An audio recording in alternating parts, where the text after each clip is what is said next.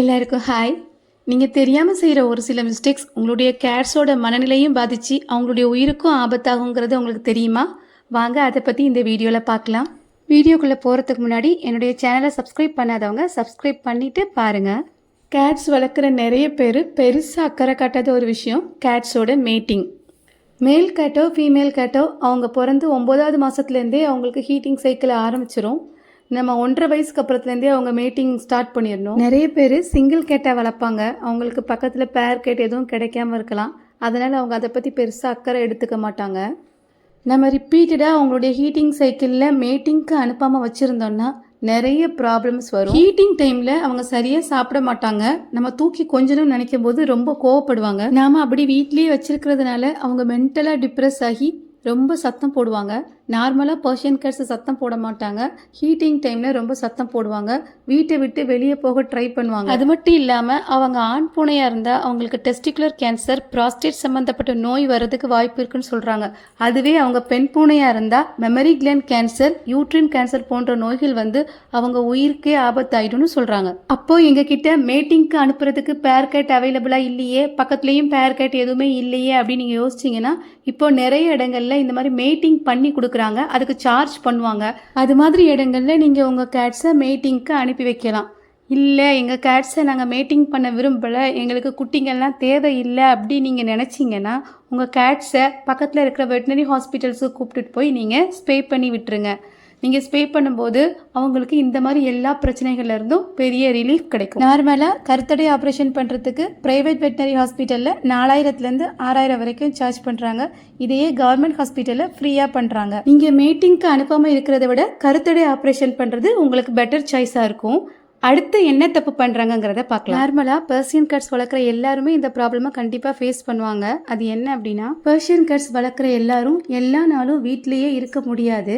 ஒரு சில நேரங்களில் அவங்க தேவைகளுக்காக அவங்க வெளியூருக்கு போக வேண்டிய சூழ்நிலை ஏற்படலாம். அந்த மாதிரி சமயங்களில் நம்மள நிறைய பேர் என்ன பண்ணுவாங்கன்னா, பூனைங்களுக்கு தேவையான ஃபுட்டு, தண்ணி, லிட்டர் பாக்ஸ் எல்லாம் வச்சுட்டு வீட்டில் வச்சு பூட்டிட்டு போயிடுவாங்க. நீங்கள் என்னதான் அவங்களுக்கு தேவையான ஃபுட்டு, தண்ணி எல்லாம் வச்சுட்டு போனாலும் கூட அவங்களுக்கு தனியாக இருக்க பிடிக்காது.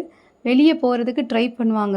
அவங்க தனியாக இருக்கிறதுனால சரியாக சாப்பிட மாட்டாங்க. ஒருவேளை அவங்களுக்கு உடம்பு சரியில்லாமல் போனால் கூட அது நமக்கு தெரியாமல் போயிடும். நம்ம தனியாக அவங்கள விட்டுட்டு போகிறதுனால அவங்களோட மென்டல் ஹெல்த்தும் அஃபெக்ட் ஆகும். அதே மாதிரி லிட்டர் பாக்ஸ் வந்து க்ளீன் பண்ணாததுனால ஃபிசிக்கலாகவும் அவங்க நிறைய இன்ஃபெக்ஷன் ஆகிறதுக்கு வாய்ப்பு இருக்குது. ஸோ நம்ம தனியாக வச்சு பூட்டிகிட்டு போகக்கூடாது. அதுக்கு பதிலாக நம்ம சொந்தக்காரவங்க யார் வீட்லையாவது அவங்கள கொடுத்துட்டு போகலாம். இல்லைனா நிறைய பெட் கேர் சென்டர்ஸ்லாம் அங்கே இருக்குது. நீங்கள் அந்த மாதிரி ஒரு இடத்துல நீங்கள் 1 வாரம் 10 நாள் விட்டுட்டு அதுக்கப்புறமா வந்து நீங்கள் கூப்பிட்டுக்கலாம். அடுத்து நம்மள சில பேர் தவிர்க்க முடியாத ஒரு சில காரணத்தினால இந்த தவறை செய்கிறாங்க. அவங்க வேறு வழி இல்லாமல் அதை செய்கிறத அவங்க நினைக்கிறாங்க. ஆனால் அதுக்கு நிறைய வழிகள் இருக்குது. அது என்ன தவறு அப்படிங்கிறத நம்ம இப்போ பார்க்கலாம். சிலர் என்னென்னா, பூனையை ரொம்ப ஆசைப்பட்டு வாங்கி வளர்ப்பாங்க, நல்லா பார்த்துப்பாங்க, நல்லா சாப்பாடு போடுவாங்க, எல்லாமே நல்லா பண்ணுவாங்க. திடீர்னு அந்த பூனைக்கு ஏதாவது உடம்பு சரியில்லாமல் ஆகிடும். அப்போ ஹாஸ்பிட்டல் கூட்டு போய் ட்ரீட்மெண்ட் கூட பண்ணுவாங்க. கண்டினியூஸாக ட்ரீட்மெண்ட் பண்ணுவாங்க. ஆனாலும் அந்த பூனைக்கு சில சமயங்களில் சரியாகாமல் இருக்கலாம்.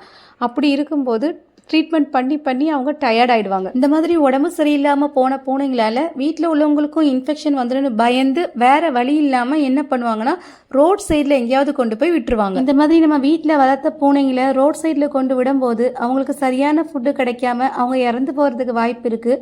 ஆக்சிடென்ட் ஆகலாம். தெருக்கல்ல இருக்கிற நாய்கள் தாக்கி அவங்க இறந்து போகலாம். அப்போ அந்த மாதிரி சுச்சுவேஷனில் இருக்கிற நாங்கள் இந்த சிக்கான பூனையை என்ன பண்ணுறது அப்படின்னு நீங்கள் கேட்டிங்கன்னா, உங்களுக்கு பக்கத்தில் இருக்கிற animal welfare trust centre phone நம்பரை நீங்கள் சர்ச் பண்ணி அவங்களுக்கு கால் பண்ணி சொன்னாலே போதும்.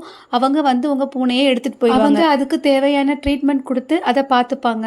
ஸோ நீங்கள் இந்த பூனைகளை தெருக்கல்ல விடாமல் இந்த மாதிரி சென்டரில் கொண்டு விடுறது ரொம்ப நல்லது. நீங்கள் பூனையை ஆசைப்பட்டு வளர்க்கணும்னு முடிவு பண்ணி வளர்க்க ஆரம்பிச்சிட்டிங்கன்னா அவங்களுடைய எல்லாத்துக்கும் நீங்களே பொறுப்பாயிடுவீங்க. அவங்கள நல்லபடியாக பார்த்து சந்தோஷமாக வச்சுக்கிறது உங்களுடைய கடமை. அதனால் இந்த மாதிரி தவறுகள் செய்யாமல் நீங்கள் அவங்கள சந்தோஷமாக பார்த்துக்கோங்க. இந்த வீடியோ உங்களுக்கு பிடிச்சிருந்துன்னா லைக் பண்ணி உங்கள் ஃப்ரெண்ட்ஸுக்கும் ஷேர் பண்ணுங்கள். என்னுடைய சேனலையும் சப்ஸ்கிரைப் பண்ணுங்கள். தேங்க்யூ.